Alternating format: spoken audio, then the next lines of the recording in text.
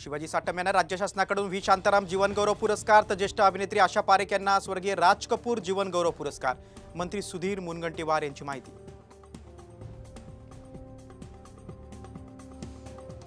अठ्ठ्याहत्तरव्या स्वातंत्र्य दिनाच्या निमित्तानं राजधानी दिल्लीत मोठी सुरक्षा व्यवस्था तैनात। 18,000 सदस्यांना निमंत्रण। पंतप्रधान लाल किल्ल्यावर ध्वजारोहण करणार। देशासाठी जीवाची बाजी लावणाऱ्या महाराष्ट्र पोलिसांचा राष्ट्रपतींच्या हस्ते होणार सन्मान। स्वातंत्र्य दिनाच्या पूर्वसंध्येला पोलीस पदकांची यादी जाहीर।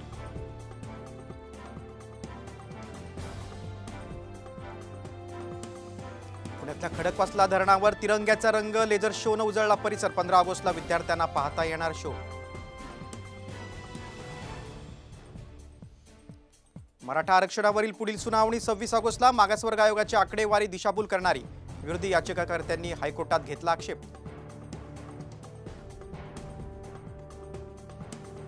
राज्यातील 6,000 किलोमीटर रस्त्यांचं सिमेंट कॉन्क्रीटीकरण केलं जाणार। मंत्रिमंडळ बैठकीत निर्णय। प्रकल्प खर्च 37,000 कोटींवर तर वसुली टोलच्या माध्यमातून केली जाणार।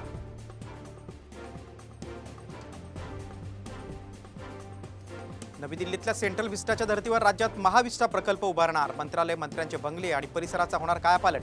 राज्य सरकारच्या बांधकाम विभागाकडून निविदा प्रसिद्ध। लाडकी बहीण योजनेबाबतच्या वक्तव्यावरून रवी राणांना युटर्न। भाऊ बहिणीचे पैसे घेत नसतो तर कायम देत असतो, राणांकडून सारवासार। लाडकी बहीण योजनेसाठी पुण्यातून 9,73,000 अर्ज। पुणे, पिंपरी चिंचवड आणि ग्रामीण भागातून मोठा प्रतिसाद। बडतर्फ पोलीस अधिकारी सचिन वाजेच्या याचिकेवर 23 ऑगस्ट रोजी निर्णय। जामिनासाठी सचिन वाजेची मुंबई उच्च न्यायालयात याचिका।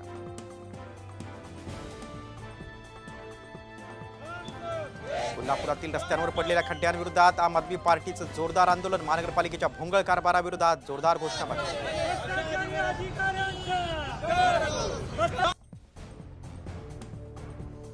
पुणे एटीएस करणार दहशतवादी रिझवान अलीची चौकशी। पत्नीच्या उपचारासाठी रिझवान दिल्लीत। पत्नीचा एटीएस कडून शोध सुरू।